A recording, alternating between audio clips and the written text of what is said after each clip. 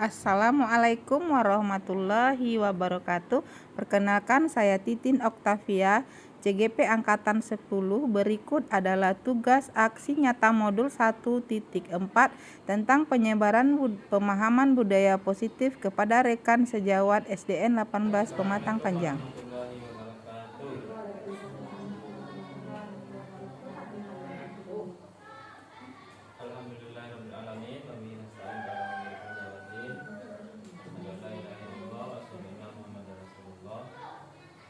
Syukur kita sampaikan kepada Allah Subhanahu wa taala pada siang hari ini kita telah selesai melaksanakan proses mengajar. Kemudian salawat dan salam kita sampaikan buat Nabi Muhammad sallallahu alaihi wasallam. Baik Ibu sekalian, pada hari ini akan Ibu Titin Oktavia akan menampilkan aksi nyatanya, mana Ibu Titin ini adalah CGP Angkatan 10. Kita beri semangat untuk Bu Titin dulu. Kemudian judulnya adalah menyebarkan pemahaman dan penerapan pengalaman budaya positif. Nah, jadi kita dengarkan pemaparan dari Bu Titin. Ya, nanti mungkin ada tanya jawab. Ya, itu dia.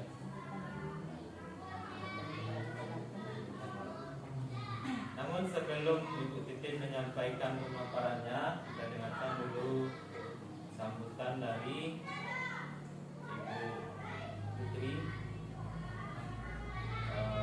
mewakili Ibu Kepala. Pada Ibu Putri kita persilakan.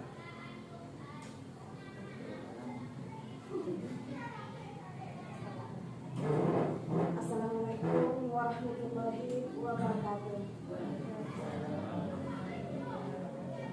Puji syukur marilah sama-sama kita ucapkan kehadiran Allah Subhanahu wa taala, di mana kita masih diberi kesempatan untuk melakukan aksi nyata tentang menyebarkan budaya positif ini oleh CGP kita Angkatan 10, yaitu Titin Oktavia. Kemudian selalu diberi salam, tak pernah bosan kita kirimkan buat arwah junjungan kita, yakni Nabi Muhammad Sallallahu Alaihi Wasallam.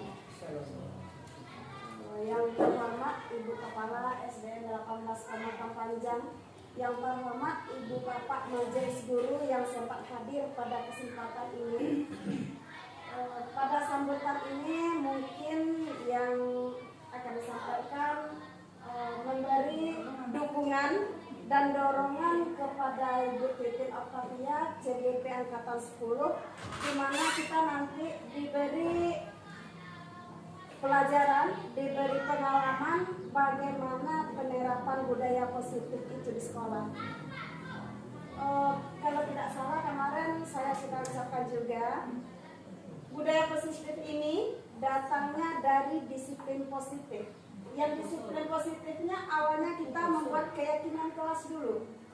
Setelah keyakinan kelas, kita adakan disiplin positif. Nah, budaya positif ini adalah pekerjaan yang kita lakukan secara berulang-ulang. Itulah dia menjadi budaya. Contohnya, di salah satu disiplin positifnya adalah tentang kedisiplinan waktu. Kalau anak-anak kita sudah menjadi budaya bagi mereka, mereka ada kesadaran dari dirinya untuk melaksanakan itu. Dia menyadari bahwa keyakinan yang disepakati oleh guru dan siswa itu datangnya dari mereka. Kepada Ibu Titin kita berikan waktu seluas-luasnya, kita memberi dukungan, memberi dorongan, motivasi untuk dia menjadi lebih sukses, kemudian menyebarkan pemahaman dan penerapan pengalamannya tentang budaya positif ini. Bu Titin nanti akan berbagi kepada kita semua bagaimana dia budaya positif itu. Mudah-mudahan kita mengerti nanti atau paham tentang budaya positif ini. Kemudian bagi yang lain mungkin besok kita bisa mengikuti jejak Bu Titin. Amin. Kita berikan waktu seluas-luasnya kepada Bu Titin. Mungkin itu yang dapat disampaikan. Assalamualaikum warahmatullahi wabarakatuh. Waalaikumsalam warahmatullahi wabarakatuh. Terima kasih saya ucapkan pada Bu Ocu. Assalamualaikum warahmatullahi wabarakatuh. Waalaikumsalam warahmatullahi wabarakatuh. Yang sama-sama kita hormati Kepala Sekolah SDN 18 Pematang Panjang. Seterusnya Bapak dan Ibu Majelis Guru SD 18 Pematang Panjang yang alhamdulillah sudah mau menyempatkan diri untuk mendengarkan paparan dari saya tentang pembelajaran yang sudah saya peroleh dari CGP. Kemudian puji dan syukur kehadiran Allah Subhanahu wa taala yang mana beliau telah mengizinkan kita untuk melaksanakan acara penyebaran pemahaman dan penerapan pengalaman budaya positif yang sudah saya pelajari. Dan salawat beriringan salam kita aturkan buat Nabi besar kita, yakni Nabi besar Muhammad Sallallahu Alaihi Wasallam, yang mana beliau sudah membawa umatnya dari umat yang tidak berpengetahuan sampai seperti sekarang ini yang sudah canggih dan modern. Baiklah Bapak Ibu, apa kabar semuanya? Alhamdulillah luar biasa. Tetap semangat Ya. Coba saya ulangi lagi, kayaknya kurang semangat. Apa kabar semuanya Bapak Ibu? Alhamdulillah luar biasa. Tetap semangat. Allahu Akbar. Ya, terima kasih ya, begitulah penerapan kita di SD ya. Kalau tidak diikuti kita ulang lagi, kemudian kita ulang lagi sampai mereka bisa mengucapkannya semua. Baiklah, pada siang ini saya akan menyampaikan beberapa hal yang sudah saya peroleh dari CGP, yaitu yang tentang budaya positif. Saya perkenalkan dulu yang CGP itu apa, Bapak Ibu. Mungkin Bapak Ibu sudah tahu yang CGP itu sudah dari kita semua yang periode ini, saya dan Pak Riko ya sudah terpanggil, cuman Pak Riko masih dalam antrian. Semoga Pak Riko nanti di bulan Juni ya Pak Riko, ya bulan Juni akan terpanggil juga untuk mengikuti kegiatan ini. Di sini saya mendapatkan beberapa hal, yaitu konsep inti budaya positif itu ada dia 8 komponen. Yang pertama perubahan paradigma belajar, kemudian disiplin positif, nilai-nilai kebajikan, kebutuhan dasar manusia, motivasi perilaku manusia, posisi kontrol guru, dan keyakinan telah, serta segitiga restitusi. Kita lanjut.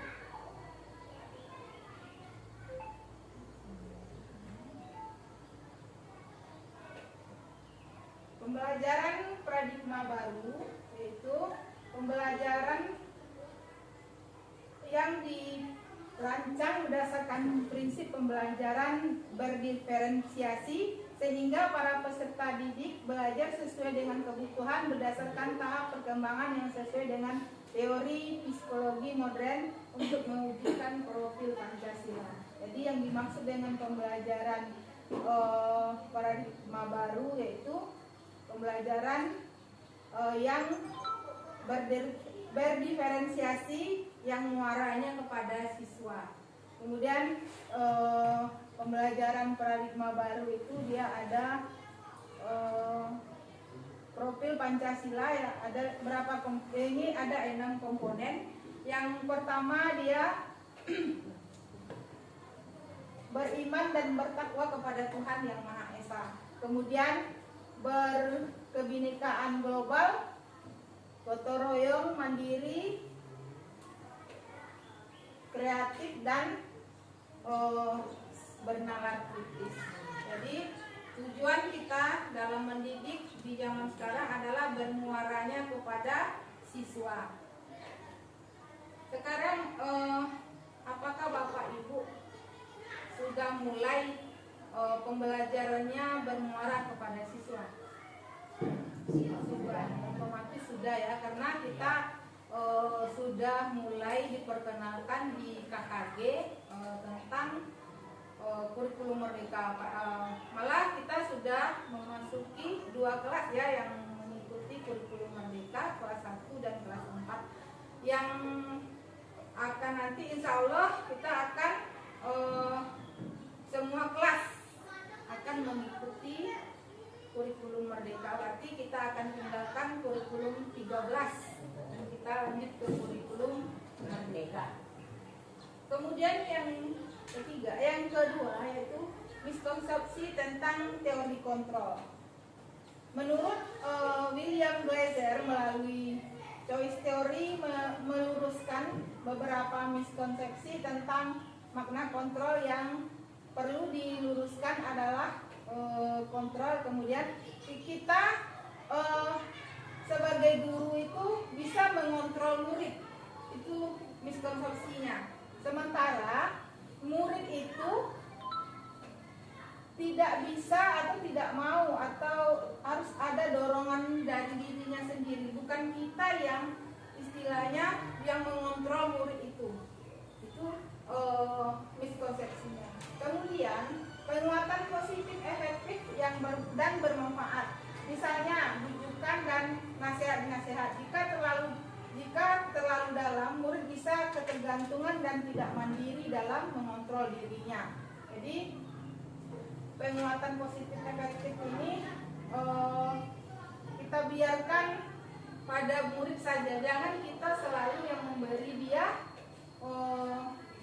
nasihat atau apa. Biarkan muncul dari dirinya sendiri. Kemudian yang ketiga, kritikan dapat membuat orang merasa dapat menguatkan karakter. Kalaupun kita harus mengeluarkan kritikan, maka kritiklah secukupnya, dan kritikan tersebut harus membangun, bukan malah membuat murid tidak percaya diri. Itu juga miskonsepsi. Kemudian yang keempat, orang dewasa memiliki hak untuk memaksa. Selama ini kita begini ya, kita seolah-olah kita mempunyai hak atas murid kita. Kemudian itu adalah hal yang salah ya. Jadi menentukan pilihan itu adalah mereka, anak kita itu masing-masing. Ya. Inilah miskonsepsi tentang teori kontrol.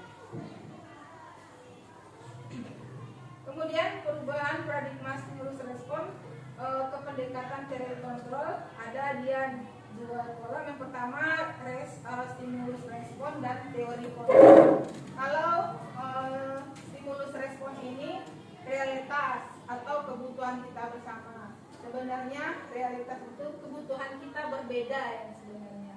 Kemudian semua orang melihat yang sama, hal yang sama.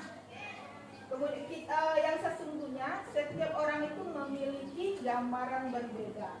Kemudian yang berikutnya kita mencoba mengubah orang agar pandangan sama dengan kita. Kalau di teori kontrolnya kita berusaha memahami pandangan orang lain tentang dunia. Kemudian perilaku buruk dilihat dari sebagai suatu kesalahan.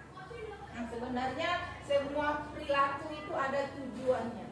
Jadi tidak ada yang benar dan tidak ada yang salah. Kemudian orang lain bisa mengontrol saya. Orang lain bisa mengontrol saya. Kemudian yang di teori kontrolnya hanya kita yang bisa mengontrol diri kita sendiri. Itu yang sesungguhnya. Kemudian saya bisa mengontrol orang lain. Jadi tidak bisa orang lain mengontrol kita. Kemudian pemaksaan pada saat bujukan gagal. Saat kita ada pembujukan kemudian gagal, Nah, disinilah yang dimaksud dengan stimulus respon. Kemudian yang di teori kontrolnya, kolaborasi dan konsensus menciptakan pilihan-pilihan baru. Berarti tidak ada sebenarnya yang pemaksaan itu ya. Seharusnya kita berkolaborasi. Kemudian yang terakhir, model berpikir menang kalah. Kalau di teori kontrol, model berpikirnya menang, menang, dan menang. Tidak ada, berarti ada yang menang, ada yang kalah. Kita lanjut. Disiplin positif. Disiplin positif ini berasal dari kata disiplina, yang artinya belajar mengacu pada disiplin diri yang memiliki tanggung jawab terhadap apa yang dilakukan berdasarkan nilai-nilai yang diyakini. Arti disiplin positif itu adalah menumbuhkan disiplin yang didorong dalam diri anak tanpa hukuman atau hadiah. Berarti dia disiplin itu muncul dari diri sendiri, bukan paksaan dari orang lain atau bujukan dari orang lain. Berarti disiplin itu munculnya dari diri kita sendiri. Kita lanjut ke nilai-nilai kebajikan. Nilai-nilai kebajikan adalah sifat-sifat positif manusia yang merupakan tujuan mulia yang ingin dicapai oleh setiap individu. Contoh-contoh nilai kebajikan institusi atau organisasi, kalau di profil Pancasila itu ada beriman, bertakwa kepada Tuhan Yang Maha Esa, dan berakhlak mulia. Kemudian mandiri, bernalar kritis, ya, berkebinekaan global, dan royong serta kreatif. Sementara di Ibo Primary Years Program atau PYP, di sini dia ada rasa hormat, integritas, mandiri, menghargai, antusias, empati, keingintahuan, kreativitas, kerjasama, percaya diri, dan komitmen. Kemudian pada 9 pilar karakter Indonesian Heritage Foundation atau IHP, di sini dia ada rasa cinta, kemudian ada rasa cinta Tuhan dan segenap ciptaannya, kemudian kemandirian dan tanggung jawab, kejujuran atau amanah dan diplomatis, hormat dan santun, dermawan, suka menolong, dan gotong royong, percaya diri, kreatif, pekerja keras. Kemudian kepemimpinan dan keadilan baik dan rendah hati, serta toleransi, kedamaian, dan kesatuan.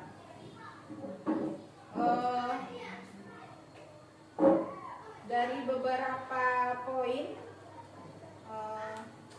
apakah saya terlalu cepat untuk menjelaskan Bapak Ibu? Enggak, lebih cepat lebih lancar.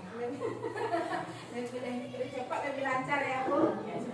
Sekarang kita lanjut.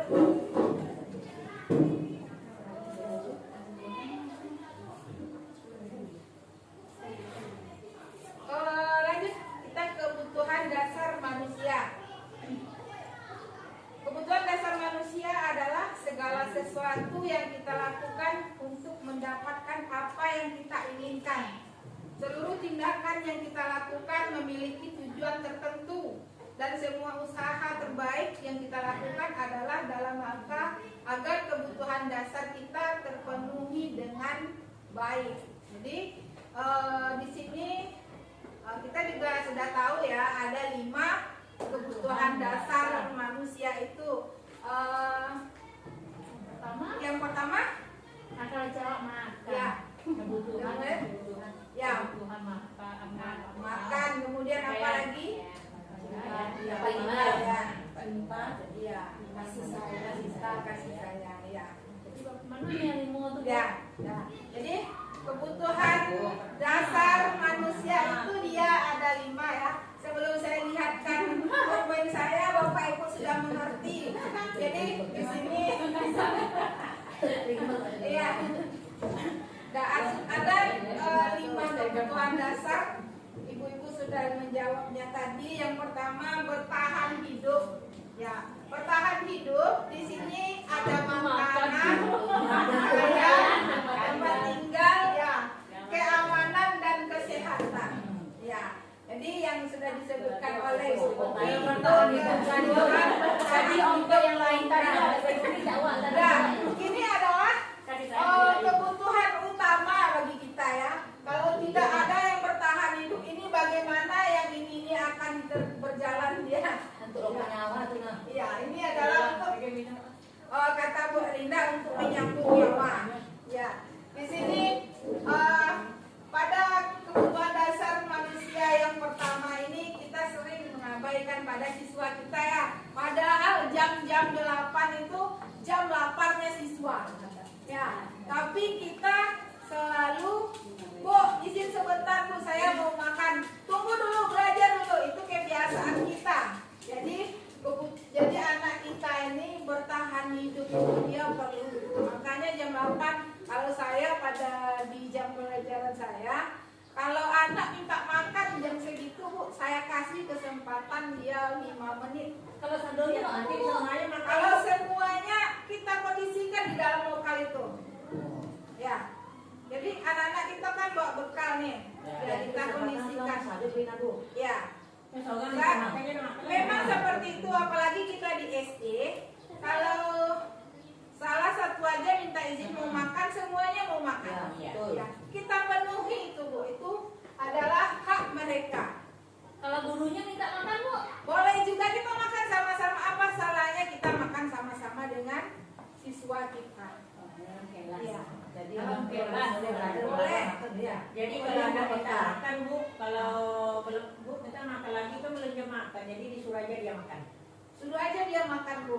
Nanti kalau dia sebenarnya udah lapar, tapi karena kita tahan dia, berarti kita sudah merampas haknya. Biarkan dia makan sebentar. Cuman kita harus kasih dia konsisten waktu. Misalnya kita kasih waktu 5 menit. Ya, kasih 5 menit baru kita mulai pembelajaran. Ya. Baik, kebutuhan dasar yang kedua yaitu kasih sayang dan rasa diterima. Di sini rasa dia diterima di kelas, kemudian dipedulikan, kemudian kerjasama menjadi bagian kelompok. Ya, berarti kita juga harus memberikan, ini paling penting Bu, kasih sayang untuk anak kita semua. Ya, rasa diterima itu dia paling diharapkan dari kita itu. Ya, kemudian lanjut penguasaan. Penguasaan ini adalah harga diri, keinginan untuk dianggap, memimpin, berprestasi, diakui dan didengar. Nah, saya dulu sebelum ikut CGP itu memang mendengarkan keluhan anak ini jarang sebenarnya.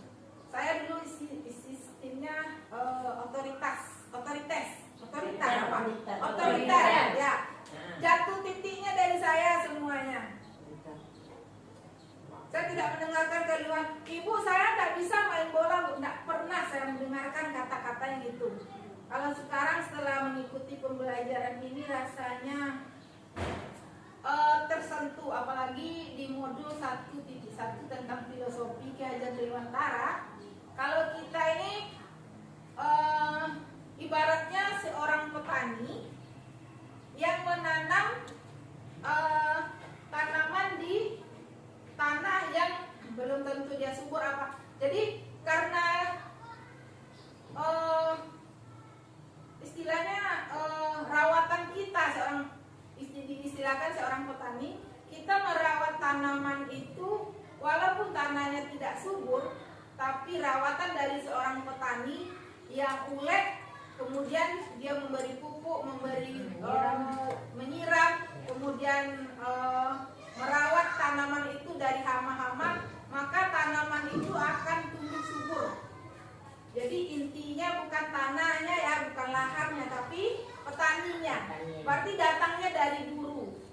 Nah, jadi setelah mempelajari modul 1.1 waktu itu saya tersentuh, oh rupanya saya begini dulu yang mengajar. Rupanya saya mengajar itu terlalu egois. Ya, anak itu bisa saya yang mengendalikan. Kalau sekarang memang ya dari anak datangnya. Itu kita lanjut. Ya, ada tadi sedikit curhatan ya. Kemudian ada kebebasan. Manusia itu kebebasan seperti mandiri, memiliki pilihan atau mencoba hal baru, mampu mengendalikan diri, ya mengendalikan arah dirinya. Itu yang kebebasan. Kemudian yang terakhir kesenangan, bermain, humor, antusias dan tertawa. Jadi inilah 5 kebutuhan dasar manusia yang kita butuhkan. Sekarang, apakah kita sudah memberikan 5 kebutuhan dasar ini pada anak-anak kita? Sebagian kecil udah loh Bu. Ya, alhamdulillah ya, walaupun sebagian kecil, tapi sudah membawa dampak yang besar untuk anak kita. Kemudian kita lanjut. Ada yang mau ditanyakan Bapak Ibu tentang 5 kebutuhan dasar manusia? Pak Eko? Sepertinya terharu Pak Eko. Iya. Ada yang mau ditanyakan? Lepas Bu. Kita next aja. Oke. Ya. Ayo. Kita lanjut. Nah, 3 motivasi perilaku manusia. Jadi ada motivasi itu ada 2, motivasi ekstrinsik dan motivasi intrinsik. Di sini ada saya memasukkan 3 motivasi perilaku manusia menurut Diane Wilson. Yang pertama, untuk menghindari ketidaknyamanan atau hukuman. Kemudian yang keduanya untuk mendapatkan imbalan dan penghargaan dari orang lain. Ini disebut dia motivasi ekstrinsik atau motivasi dari luar. Ya. Kemudian yang ketiga ada untuk menjadi orang yang mereka inginkan dan menghargai diri sendiri dengan nilai-nilai yang merdeka, yang mereka percayai. Ini motivasi intrinsik. Ya, berarti motivasi yang ada pada diri kita masing-masing. Kita lanjut.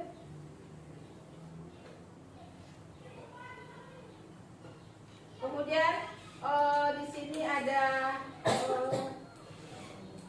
3 identitas. Yang pertama hukuman. Hukuman ini dia tidak terencana atau tiba-tiba. Itu hukuman. Misalnya hari ini anak kita terlambat. Kemudian kita langsung memberikan hukumannya berdiri di depan kelas dengan 1 kaki. Ya itu secara tiba-tiba, tidak kita pikirkan dulu bagaimana efeknya, bagaimana terhadap diri anak nanti ya. Jadi tidak terencana atau tiba-tiba saja kalau hukuman. Kemudian murid tidak tahu yang akan terjadi atau tidak dilibatkan. Berarti hukuman itu datangnya dari kita sendiri. Kemudian bersifat satu arah. Itu dia yang datangnya dari kita sendiri ya, bersifat satu arah. Lautannya dari guru saja. Kemudian berupa hukuman psikis atau psikis. Di sini ya, kalau dulu waktu saya SD, hukuman itu dia bersifat fisik gitu.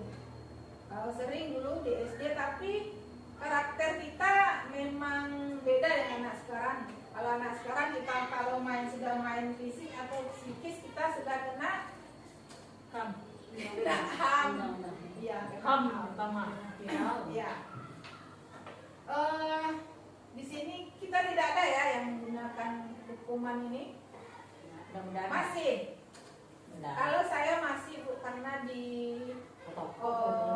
bukan fisik ya, tapi sudah mulai hukumannya sudah mengarah ke yang positif. Membangun. Ya, membangun. Kalau tidak kita gunakan yang sistem secara hukuman ini, anak-anak itu tidak akan jerah. Iya. Ya, pasti akan ada kita melaksanakan yang namanya hukuman.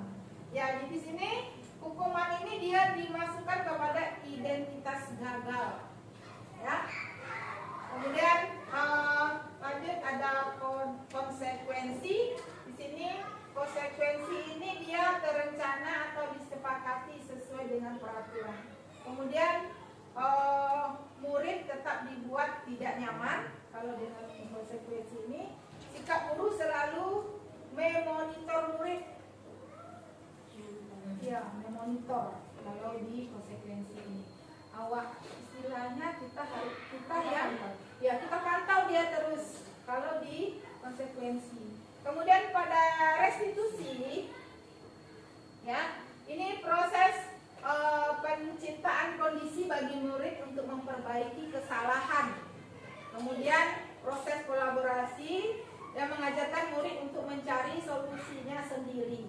Ini sudah masuk kepada hal yang paling baik ya, Bu. Ya, ini dia masuk yang dua, ini dia masuk ke identitas sukses. Nah, ini yang sudah paling suksesnya ini yang di restitusi. Ya, di sini kita sudah menciptakan kondisi murid itu untuk memperbaiki kesalahannya. Kita menyadari. Kita tanyakan pada siswa tentang kesalahannya yang sudah dilakukannya. Dan kita kemudian bagaimana siswa itu caranya untuk memperbaiki kesalahannya. Itu dia yang di restitusi. Ada yang mau ditanyakan Bapak Ibu? Yang dari kita keyakinan tadi. Iya. Kita ingatkan juga dia keyakinan. Iya. Makanya setiap anak itu yang memiliki permasalahan, kita tanyakan lagi keyakinan yang sudah kita buat. Nah, jadi dia memperbaiki permasalahan itu berdasarkan keyakinan yang sudah kita buat. Apa suara apa tadi itu? The Bluetooth device is ready to pair. Kita lanjut. Next. Ya. Ada 5 posisi kontrol. Sebelum kita masuk ke 5 posisi kontrol, sebaiknya saya mau kontrol Bapak Ibu dulu. Kayaknya udah pada mengantuk ya. Mungkin pembelajaran atau mungkin penyampaian saya terlalu monoton. Bagaimana kalau saya adakan dulu ice breaking-nya? Ice breaking namanya ketukan, pakai ketukan ya, konsentrasi dimulai. Bisa Bapak Ibu saya contohkan dulu. Nah, kalau airnya taruh dulu Bu, kita menggunakan tangan dan meja. Kalau Pak Riko boleh dengan paha saja boleh. Nah, nanti SPK-nya konsentrasi dimulai, ketukannya ya. Ketukannya 1, 2, 3. Konsentrasi dimulai. Bisa ulangi. 1, 2, 3. Konsentrasi dimulai. Nah, kalau sudah konsentrasi dimulai, ulangi lagi tepukannya. Kemudian saya menyebutkan nama saya dan nama ibu-ibu. Kemudian ibu, kalau misalnya saya menyebutkan nama saya dan nama ibu Kopi, kemudian ibu Kopi lagi menyebutkan namanya dan nama teman lain. Bisa? Nah, 1, 2, 3. Konsentrasi dimulai. Titin Kopi. Kopi Isel. Kita ulangi lagi ya. 1, 2, 3. Konsentrasi dimulai. Titin Riko.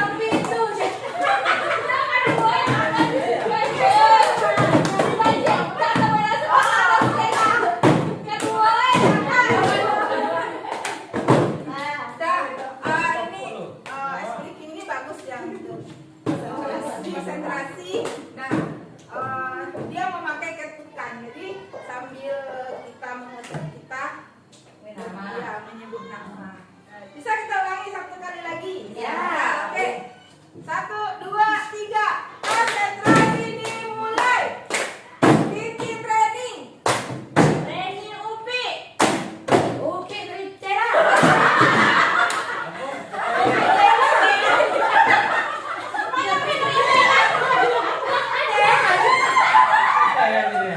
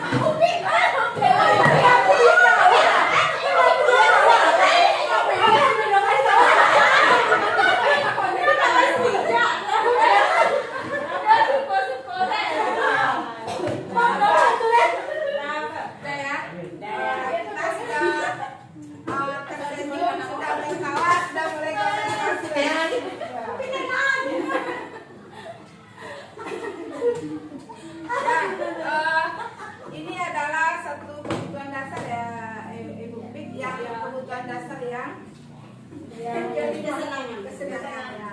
Bahagia itu penting. Ya. Baik, sudah bisa konsentrasi lagi Ibu? Ya. Nanti saya kasih ya speaking yang lebih lagi ya, yang lebih menantang. Lanjut kita masuk kepada 5 posisi kontrol. Sebagai guru ya, ada 5 posisi kontrol yang ada. Pasti ada pada diri kita. Yang 5 ini pasti ada.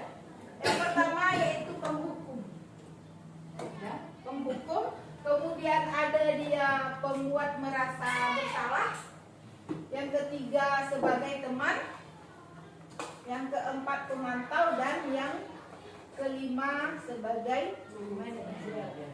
Nah, saya ingin bertanya sedikit dulu. Apakah di dalam pembelajaran kita atau keseharian kita pada murid memakai yang kelimanya ini? Iya. Mana yang sering kita pakai di posisi kontrol yang 5 ini? Nah, sebagai penghukum ya.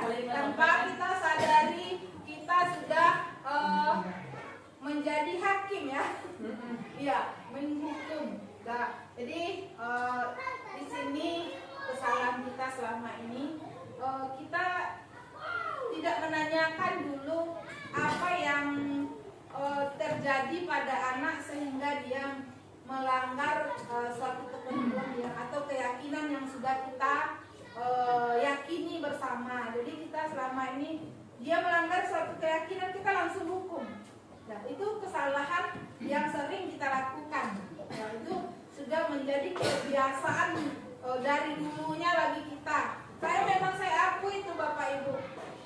Sebagai penghukum ini sering terjadi. Jadi setelah mempelajari modul ini, saya berpikir pantas kita tidak disukai sama siswa karena kita di sini posisinya selalu sebagai penghukum, tidak mendengarkan apa keluhannya, apa yang sedang dialami. Kita langsung aja menghukum. Kemudian pembuat merasa bersalah, ini juga sering kita lakukan, di mana ketika kita gagal pada sesuatu yang kita harapkan, kita merendahkan diri kita. Kita merendahkan diri kita supaya tujuannya anak itu dia gara-gara dia kita gagal gitu. Kemarin di lapangan saya cobakan itu, langsung dituduh sama kepala sekolah ya. Ibu sudah capek-capek melatih kamu PBB, tetapi kamu tidak menerapkannya. Berarti karena kita bilang sama dia kita udah capek-capek, berarti timbul rasa kesalahan sama dia. Itu yang menimbulkan, membuat dia merasa bersalah. Kemudian sebagai teman, kalau kita perlakukan murid kita sebagai teman, ini bagus juga. Cuman nanti dia akan meremehkan kita, atau dia akan menganggap kita teman, bukan gurunya. Ya. Kemudian siswa kita itu juga cuma akan bersama kita aja dia nanti maunya gitu, bukan sama guru yang lain. Itu. Jadi kalau sudah sama kita dia mau mengikuti kita, nanti sama guru lain dia tidak. kan dia sebagai teman. Kemudian sebagai pemantau. Sebagai pemantau ini seperti apa ini ceritanya, Bu Pih? Kalau pemantau itu bisa jadi seperti monitor tadi, kita hanya sebenarnya pemantau itu setelah kita arahkan baru kita tinjau sebenarnya. Iya. Karena kan hanya kita memantau saja tanpa kita arahkan. Tidak ada Tidak ada arahan. berarti tidak Kita, ada. iya, yang selama ini kita lakukan hanya kita tuntut anak ini seperti ini. Iya. Tapi arahan kurang. Kita lihat dulu ya. Ya, kalau yang pemantau itu kan bisa jadi kita arahkan dulu, nanti kita bimbing, kemudian baru kita pantau laksana atau tidak. Jadi pemantau itu cuman kita pantau aja tanpa ada tuntunan, jadi anak itu tidak akan terarah ya Bu. Ya, sebenarnya kan kita arahkan dulu. Iya. Jadi kita lanjut itu sebagai manajer.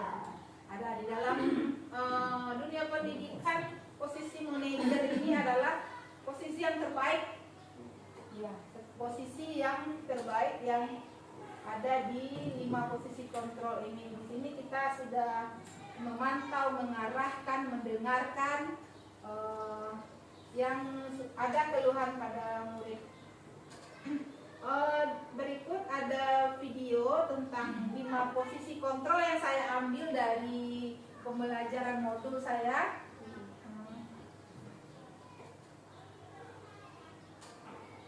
Dengan ini ke situ saja ya. Apa?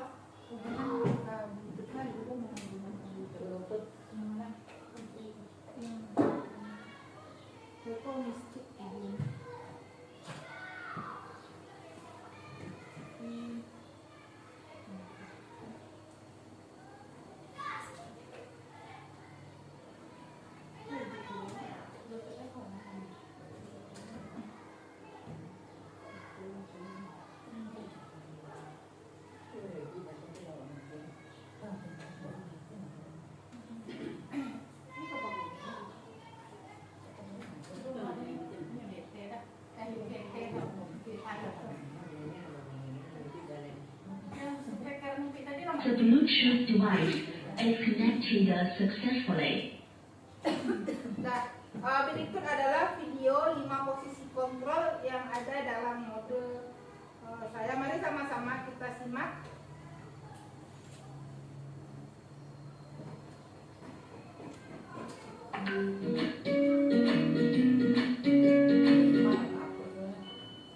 Salam bahagia Ibu dan Bapak Guru hebat dalam penerapan disiplin positif restitusi.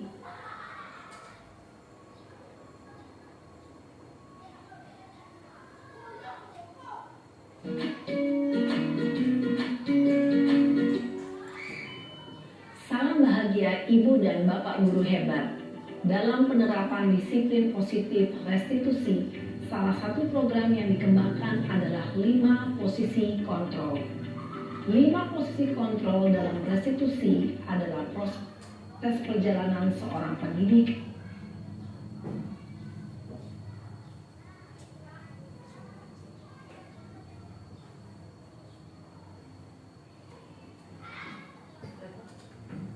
agar dapat mengenali dirinya. Pada video kali ini, kita akan membahas tentang 5 posisi kontrol yang dikembangkan oleh Diane Gosser dan contoh penerapannya.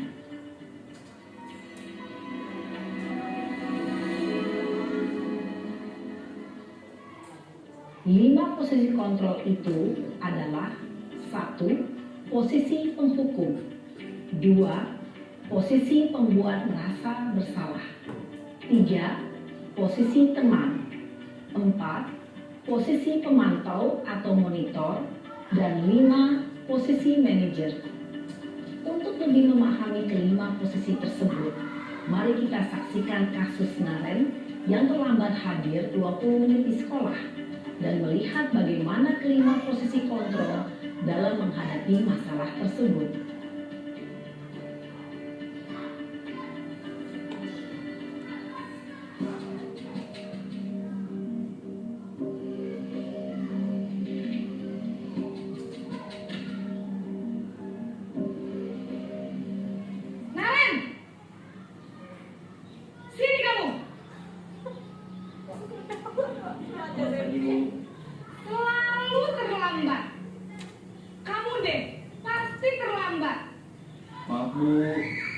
Saya Apa?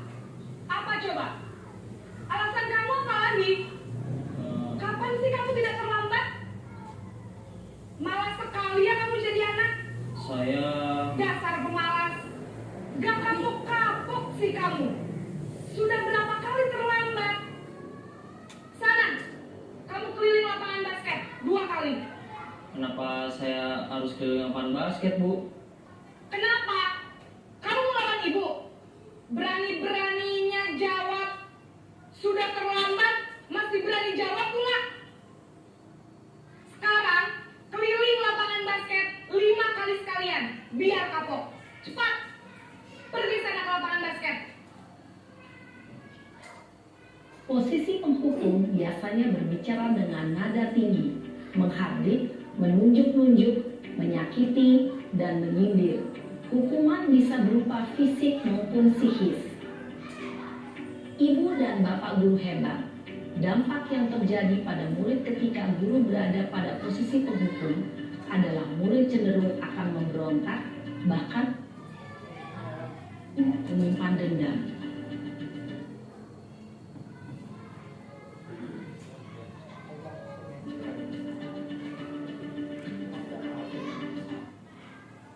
Kemudian pembuat rasa bersalah.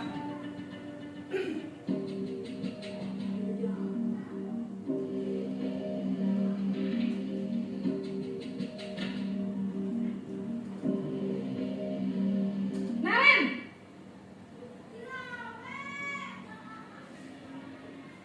Selamat pagi, Bu. Naren. Kamu kenapa terlambat lagi, nak?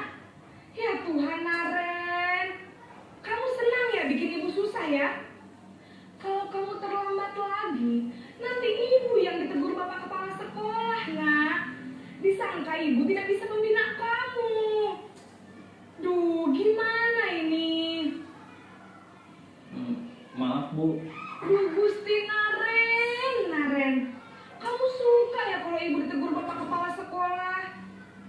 Terus, sekarang ibu harus tulis apa ini di buku absen? Ini kamu sudah sering terlambat loh. Ibu harus apa coba? Maaf, Bu. Maaf sekali. Ya sudah, lain kali jangan bikin ibu susah lagi ya nak ya. Ibu tidak akan kuat lagi kalau kamu begini terus. Bisa jantungan kalau ibu ditegur bapak kepala sekolah. Sana cepat kelas. Maaf ya, Bu. Maaf sekali.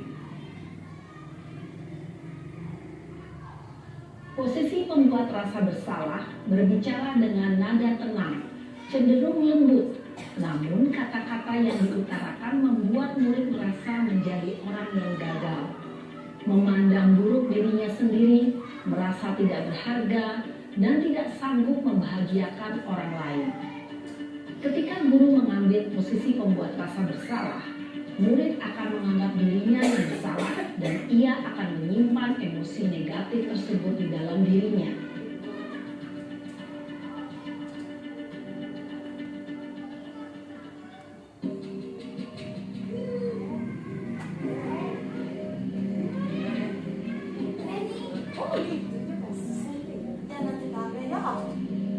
Naren!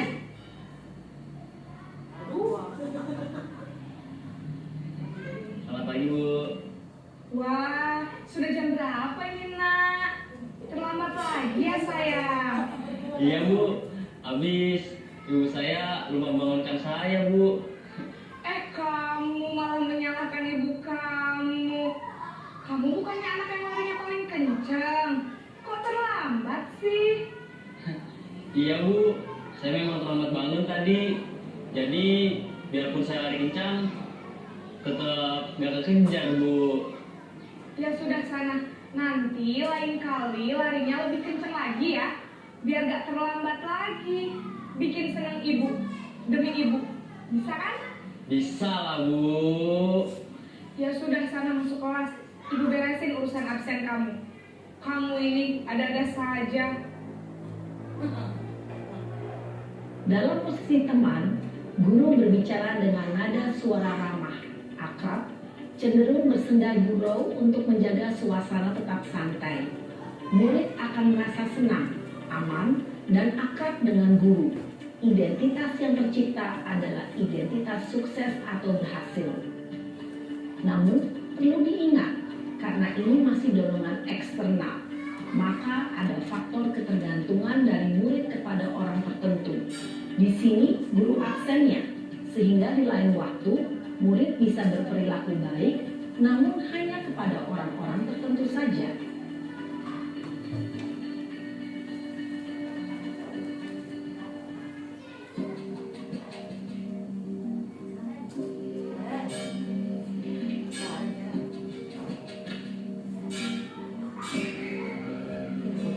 Naren,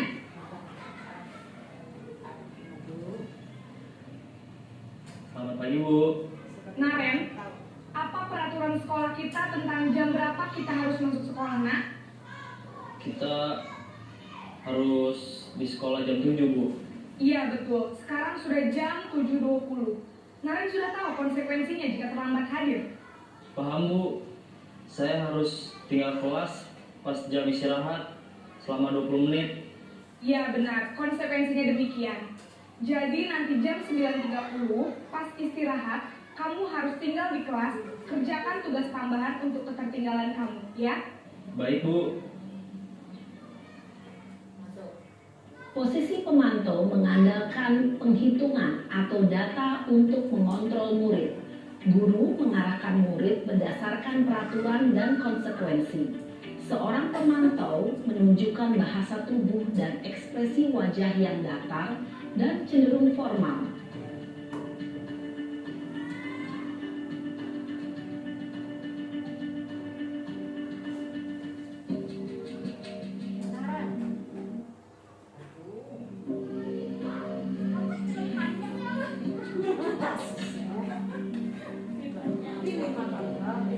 Naren!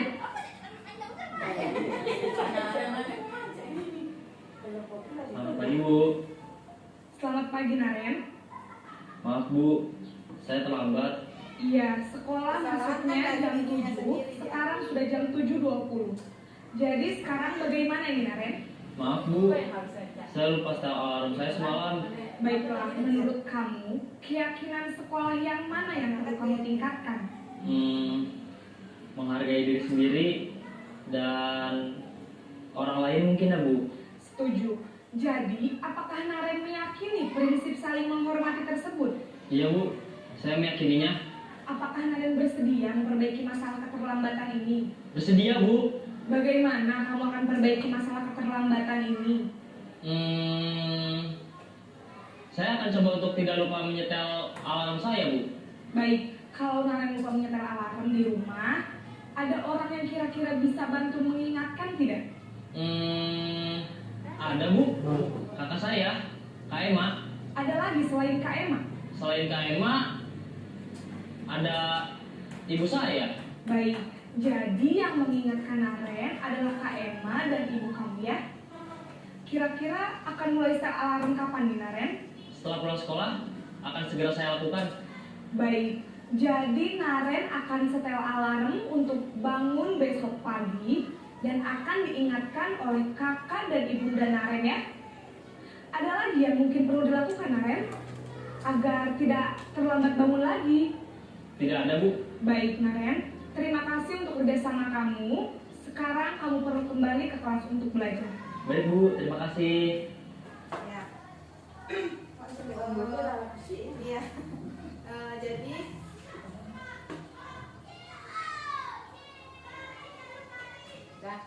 jadi posisi kontrol yang paling bagus menurut Bapak Ibu yang mana? Seharusnya manajer. Seharusnya manajer, ya, dimana anak itu mengakui kesalahannya sendiri, ya, tidak kita yang kamu begini, kamu begini, kamu begini, enggak. Jadi ya dia mengakui kesalahan, jadi itu motivasi intrinsik, ya, ya. Jadi seharusnya, ya, posisi kontrol yang baik yang kita gunakan yaitu manajer. Tapi banyak kendalanya, ya. Di sekolah kita selalu mengajarkan hal yang positif, sementara di rumah, ya, kendala cuma dengan lingkungan luar. Kalau di sekolah oke lah, kita semua sudah menerapkan budaya positif ini, tetapi di luaran sana kita tidak bisa mengontrol mereka untuk selalu. Tapi dengan usaha kita ya sebagai guru, kalau kita sudah terapkan sebagai manajer, walaupun kemana dia nanti akan pergi, kalau sudah ada di dalam dirinya motivasi dirinya untuk menjadi ke arah yang lebih baik, dia tidak akan berubah ke arah yang negatif, karena kita sudah menanamkan budaya positif di sekolah kita. Kita lanjut.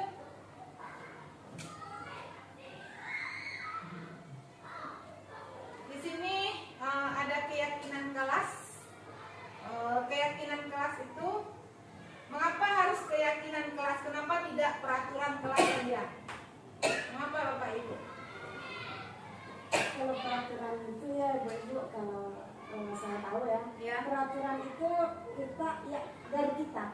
Kalau peraturan datangnya dari guru, Ada sanksinya. ada sanksi atau ada hadiah. Iya. Kalau yang keyakinan, kita kesepakatan dari anak. Iya. Kita hanya menyepakati anak ini setuju apa tidak, bisa nggak dia melakukan itu apa tidak.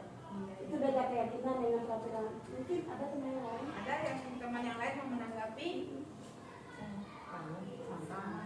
Ya, tepuk tangan untuk Ibu. Ya, jadi ya kenapa tidak peraturan kelas ya? Karena peraturan itu sistemnya istilahnya dia punishment atau ada sanksinya atau ada hadiahnya nanti kalau peraturan itu. Jadi itu makanya kita membuat keyakinan kelas, bukan peraturan kelas. Kita lanjut. Di sini saya pribadi ya, saya sudah menerapkan setiap di pembelajaran ada keyakinan kelas. Tapi alhamdulillah tadi waktu upacara Ibu Kopi ya, saya lega sekali rasanya sudah menanyakan keyakinan kelas pada anak. Jujur Bu Kopi, alhamdulillah dalam hati saya tadi. Biasanya kita kan belum langsung aja ke kegiatan pagi. Tadi Bu Kopi. Dan nggak ada penyali saya tadi. Iya. Jadi sudah ada kemajuan gitu. Setiap ada kegiatan kita tanyakan dulu keyakinan kelas kita, supaya nanti ke depannya. Saya lihat anak-anak tadi kan setelah membuat keyakinan kelas itu, anak-anak kan tidak beberapa orang dia yang tidak mengikuti apa yang sudah kita bikin keyakinan kelas itu. Jadi itu salah satunya untuk membuat keyakinan kelas itu, membuat anak kita itu serius jadinya ya Bu Pit ya, untuk melakukan Konsentrasi. ya. Jadi sudah ada perubahan ya. Yang pertama pada diri saya, biasanya saya ada kegiatan pagi langsung halo-halo saja. Tidak ada. Ya besok kita bikin keyakinan kelas dulu. Nanti dengan keyakinan kelas itu anak bisa mengendalikan emosinya, bisa mengendalikan dirinya. Satu lagi keyakinan kelas ini kan berubah, tidak permanen. Iya, dia tidak permanen. Tapi nanti keyakinan kelas itu kalimatnya kalimat positif ya. Ya, ini dia membentukkan keyakinan kelas. Keyakinan kelas itu bersifat lebih abstrak atau kepada peraturan yang lebih terinci dan konkret. Kemudian keyakinan kelas berupa pernyataan yang universal. Kemudian pernyataan keyakinan kelas senantiasa dibuat dalam bentuk yang positif, ya. Tidak boleh menggunakan kata jangan, tidak. Jadi kemudian keyakinan kelas ini hendaknya tidak terlalu banyak hingga mudah diingat dan dipahami oleh semua warga kelas. Seperti tadi pagi kita memiliki 2 keyakinan kelas ya. Jadi anak tidak terlalu istilahnya yang 2 itu udah cukup baginya itu. Tidak membuat mereka bingung. Kemudian keyakinan kelas sebaiknya sesuatu yang dapat diterapkan di lingkungan tersebut. Dan yang terakhir, semua warga kelas hendaknya ikut berkontribusi dalam pembuatan keyakinan kelas lewat kegiatan atau majulah pendapat. Kita sudah tepat tadi ya, kita tanyakan dulu pada siswa kita, apa kesepakatan kita hari ini. Mereka menyebutkan, ada yang tunjuk tangan dia kan. Ya. Kita lanjut. Next.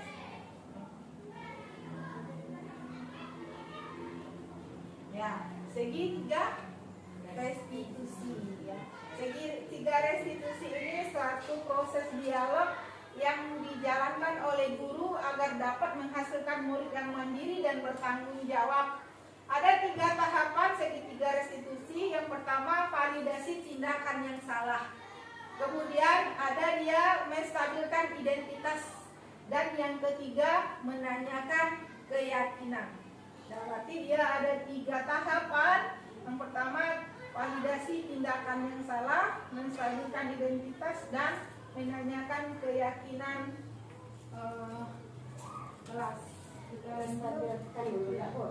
Hah? Menstabilkan identitas dulu ya. Iya, menstabilkan identitas dulu. Menstabilkan, kemudian validasi. Makasih ya Bu Pit. Baru tentang keyakinan.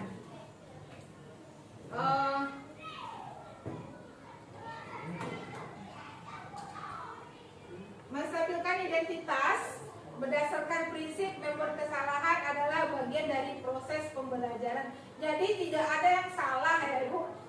Kesalahan itu adalah proses pembelajaran. Karena kita kalau salah, kita ponis salah. Seharusnya itu kesalahan itu adalah proses dari sebuah pembelajaran. Dimana berbuat salah itu tidak apa-apa. Kemudian manusia tidak ada yang sempurna. Kemudian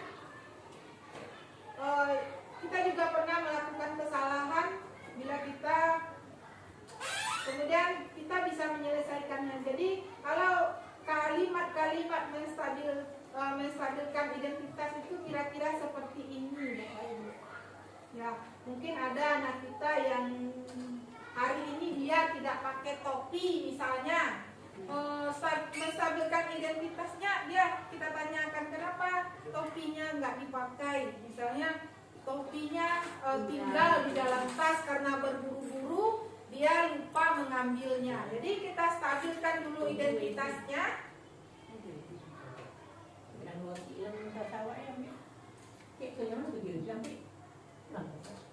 Ya, kita stabilkan identitasnya. Misalnya, itu hal yang lupa itu hal yang biasa. Itu misalnya penstabilan identitasnya. Bukan malah kita itu makanya Ibu bilang kopinya itu ditaruh di dalam tas, dipakai. Kan seperti itu. Cuma kita dia lupa. Betul, manusia itu pasti mempunyai sifat yang hilang. Jadi ya, nadanya juga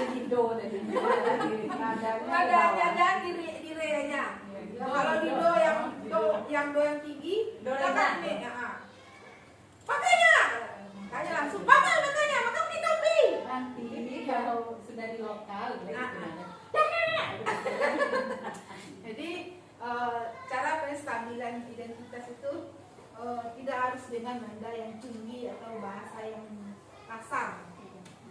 kalau sedang emosi saya, Bu, bicara. Kalau emosi, ya kalau emosi, kalau emosi sarannya jangan dulu bicara. Ya, jangan dulu bicara. Tahan dulu. Kalau maupun bicara nanti akan menyakiti mereka. Mencetak kata-kata itu tak terkontrol. Iya. Kalau lagi emosi jangan dulu bicara, hentikan dulu pembicaraan. Atau tarik nafas ya, hidup nafas ya, lepaskan. Kadang-kadang tentang posisi awak di waktu sekolah pun ya. Ya, Tapi iya memang teori itu berbeda. teori memang berbeda. Tapi secara berangsur-angsur dia akan Kalau bisa bisa, nanti ya, akan bisa. Cuma awak besok kan sebenarnya dari teori kan. Untuk di rumah, Iya. di sekolah. Kebiasaan dari rumah dulu. Iya. Biasanya anak yang sering dihardik di sekolahnya itu akan susah gurunya jadinya.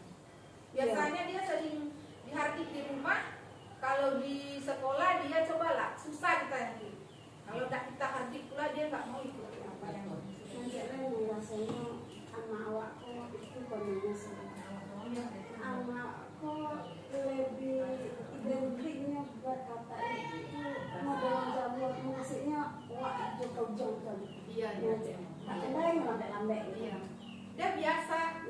dia pembiasaan orang tuanya biasanya memanggil sebelum istilahnya keluar anak ide orang tua itu.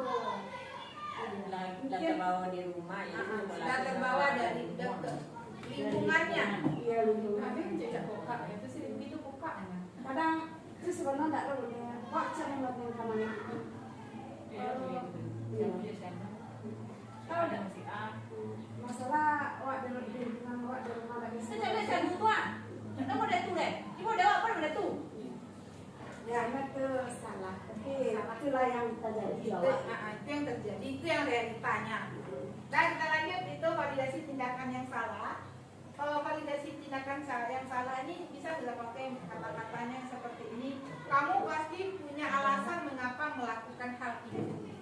Ya, misalnya dia memukul temannya, kemudian nggak langsung kita marahi dia. Kita tanya dulu, awak di PCE bu, PCE ada tuh mengaku ada di PCE. Ditanya dulu.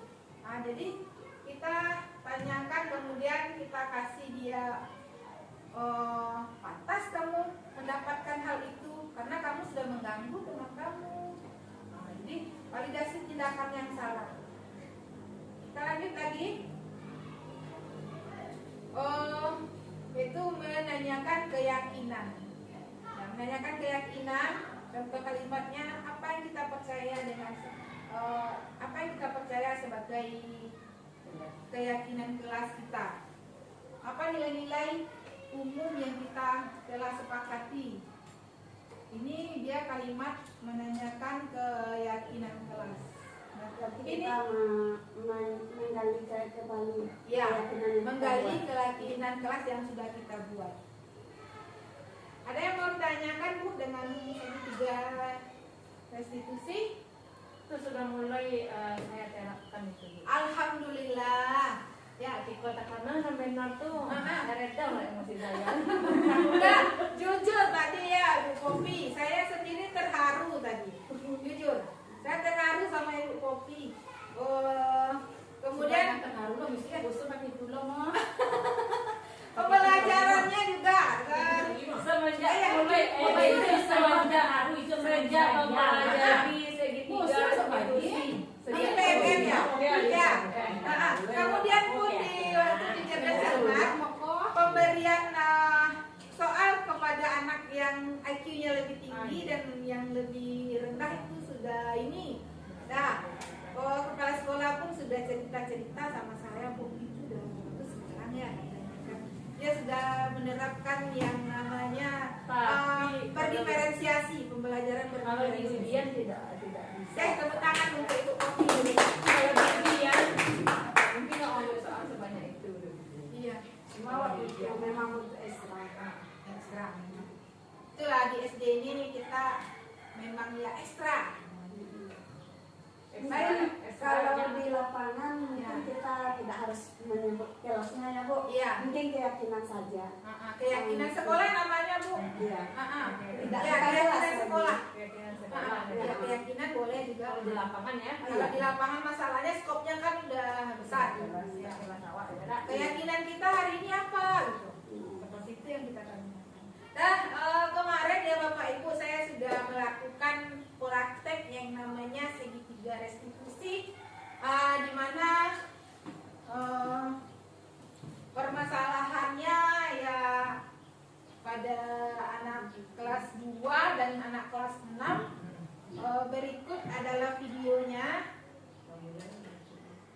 Ya. Ini salah satu video. Komisi kalau boleh udah kita ya. Boleh Bu, silakan Bu.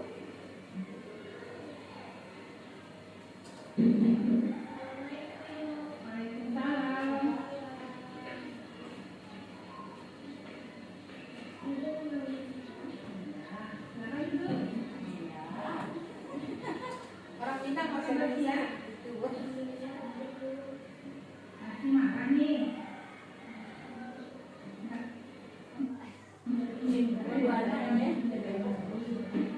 Bisa ya.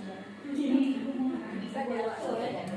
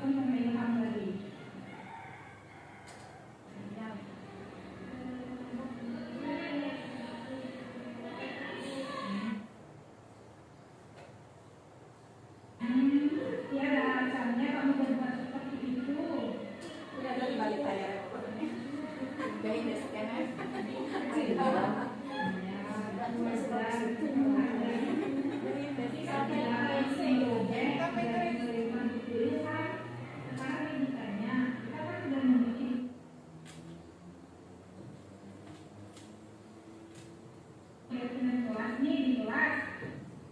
Keyakinan kelas mana sudah dijalankan.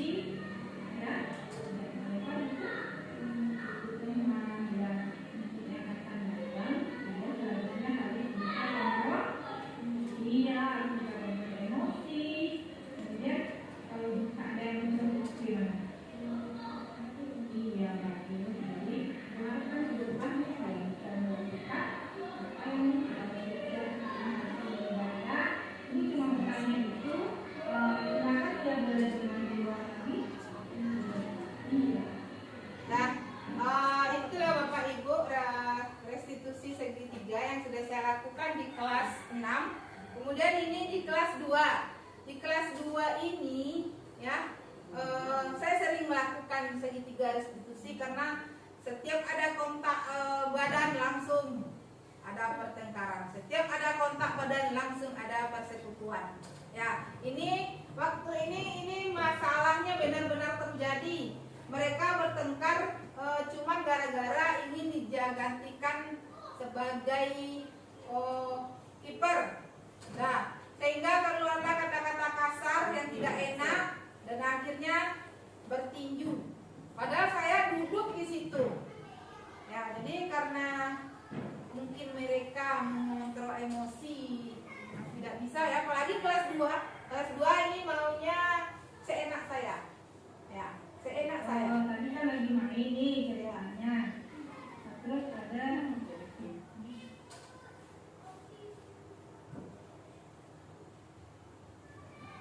tengok tadi kalian bertengkar. Kebutuhannya satu kaki dulu dari tadi permasalahannya lagi Bahasa daerahnya kental kok. Iya. Itu alam. Hah?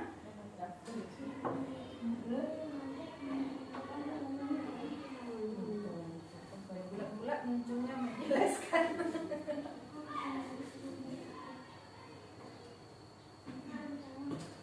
Aku sini ya, Enggak, dia bahasa Minang. aku tidak pakai saya. ya itu kok.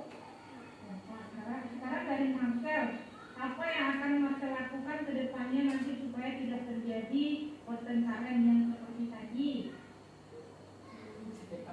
Boleh mencontohkan, semuanya udah tahu nih, kita nih harus baik dengan teman dan boleh bertengkar. Sekarang apa lagi yang Marcel sama Rizky akan Itu tadi ya Bu, penyampaian tentang budaya positif dari saya. Saya screenshot. Terima kasih sudah mendengarkan saya bercerita panjang lebar. Semoga harapan saya ya ke depan, semoga saya selalu dalam posisi yang sadar. Nah, tidak lupa diri, selalu terkontrol, karena manusia itu biasanya ya tak lupa, tak selalu hilaf. Ya, semoga doa saya ke depan, saya dan ibu-ibu semoga bisa menjadi guru yang diinginkan siswa, itu guru posisi kontrolnya yang manajer. Ya, manajer. Saya sudahi dengan wassalamualaikum warahmatullahi wabarakatuh. Waalaikumsalam. Tangan dulu.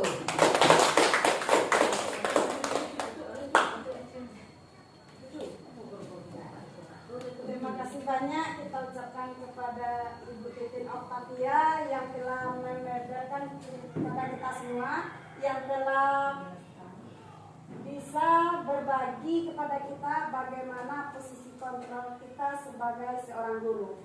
Mudah-mudahan kedepannya kita bisa jadi seorang manajer bagi anak-anak kita, dan bermanfaat kegiatan hari ini bagi kita semua. Wabillahi taufiq wal hidayah. Assalamualaikum warahmatullahi wabarakatuh. Waalaikumsalam warahmatullahi wabarakatuh. Ayo silakan.